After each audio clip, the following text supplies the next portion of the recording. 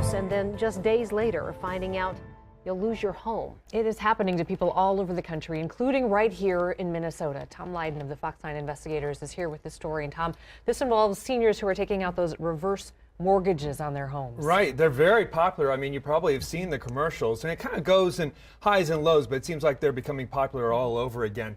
Nearly 60,000 reverse mortgages are taken out every single year in this country. For many seniors who have lived in their homes for years, it can seem like a financial lifeline, a way to stop making mortgage payments and get money coming back in. But these are complicated financial agreements, make no mistake about it, and with just one signature, you could end up losing your home. Just a couple blocks off Cedar Lake sits a handsome and tidy Tudor, a house that's always felt like so much more than a home to Colleen Hodroff. We've loved this house. I mean, it's our heart and soul. Colleen and her husband Monroe moved in 53 years ago. 1963, the year Kennedy was shot, of Dr. King's dream speech and Beatlemania. The Hodroff's history would include raising 6 children in this 4-bedroom home. I remember birthday parties, playing with the kids outside. You guys were like the Brady Bunch of Ewing Avenue. Yes, we were. We were called that quite a few times. Were you? I love that. Yeah. It was also a classic marriage of the times. Carol raised the kids, and Monroe, who ran several convenience stores, paid all the bills. I trusted everything he did, you know, and he was such a good man. Monroe died 2 years ago at 92. The house has never meant more. Since my husband's passed away, it's even more emotional. My husband and I just love this home. I mean, to think of the idea of it being taken away is really heart-wrenching, you know, it's very scary. Just 10 days after Monroe died, she got a letter from the bank. It was foreclosing on the home. She had 60 days to leave. Why would you foreclose on my house? I've lived here since 1963. I'm 83 years old, and my husband just died, and you want my house? It just doesn't make sense to me. 10 years ago, the Hodroffs had taken out a reverse mortgage. Monroe had seen a commercial for a company called Financial Freedom. Would you like financial freedom? Their ads still live on YouTube, promising people 62 or older they could live off the equity already built up in their home, get cash up front, or pay off debt, all with no mortgage payments. As the Hodroffs understood it, they could both live in their home until they died, when the bank would finally take possession of the house. It came as a total surprise. John Braun is Colleen Hodroff's attorney. What she tells me is that when her husband presented her something to sign, she signed it. One of the documents Colleen had signed over was the deed to the house. She had unknowingly given up her interest in their home by literally taking her name off their mortgage. In return, the bank got to calculate the reverse mortgage based on Monroe's life expectancy, who is more than a decade older. The bank would likely get their money more quickly. The practice even has a name, widow foreclosures. And sometimes the changes are made at the last minute.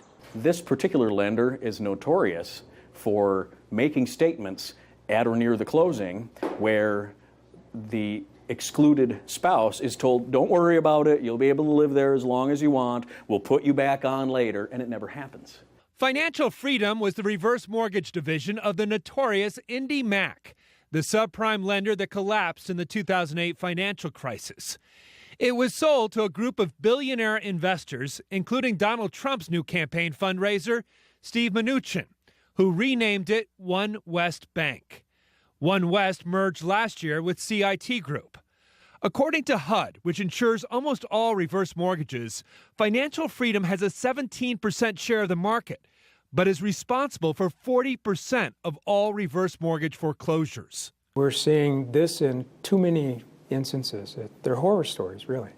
Commerce Commissioner Mike Rothman says it's just one of many cautionary tales, and the true scope of the problem isn't even known. These are ticking time bombs. There's only one spouse on it, usually the older spouse, and they're still out there. Last year, HUD announced they would continue to insure reverse mortgages for non-borrowing spouses like Colleen. But that was hardly a fix. It was completely voluntary for the banks. They could still foreclose. So you're sort of leaving the fox guarding the hen house here. With the lender can say, oh, we want to be a nice bank today, or we don't care to be a nice bank today. And there aren't very many instances under which they're deciding to be a nice bank. I think HUD tried to address, but didn't fully address. Kevin Stein is with the California Reinvestment Coalition, a watchdog group that's been tracking complaints against financial freedom for years.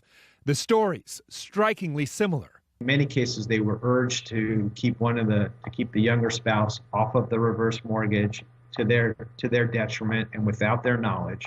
And yet, Minnesota may be unique. Under a state law going back to 1905, both spouses must be on the mortgage of any homesteaded property. The law is intended to protect one spouse from being financially swindled by the other. And this mortgage was specifically and carefully crafted to end run around that Minnesota statute. And as a result, our opinion is that that was fraud. But the courts have yet to agree. Colleen Hodroff's case has dragged on for 2 years now. But their children say there's no way their father understood he was signing away his wife's security, that he'd never allow Colleen to be kicked out of the house that seemed like it would be theirs forever. But it makes me sad because my dad told my mom she'd be sitting pretty financially and to have this house. And if he had any idea, he'd be just heartbroken. CIT Group, which now owns Financial Freedom, told us they would not comment on pending litigation. HUD is currently investigating Financial Freedom for this practice of widow foreclosures. So how many of these ticking time bombs are out there? We don't know. Financial Freedom is still servicing more than 100,000 reverse mortgages. It's estimated that 20,000 of those may not have the spouse included on the mortgage. Guys, HUD has been asked how many of these cases are out there, and they've been told, get this, that it would take them 102 years to figure it out. How many reverse mortgages are out there that the spouse are not included? They have no idea, and they're the people who are supposed to be insuring these reverse mortgages. Yeah. Well, there are people considering it right now, so I mean, Absolutely. Are there things that they can do? You know, I think that's the question. And the big one is get advice and make sure it is not advice from the banker that's doing the loan. Get someone who's a neutral party. In Minnesota also, there's a 7-day cooling off period after the borrowers accept the reverse mortgage, which hopefully protects the borrower from being rushed into signing closing papers. Commerce Commissioner Rothman, though, he's unequivocal about this. He says they should absolutely be a last resort. But Colleen's attorney told us he knows older people that it works for. And I got to emphasize this. If your parents are thinking about getting one of these, make sure they're getting good advice. I mean, these are tough papers for anyone to figure out, but especially as you get older, you need a neutral party to check this out. Absolutely. Yeah.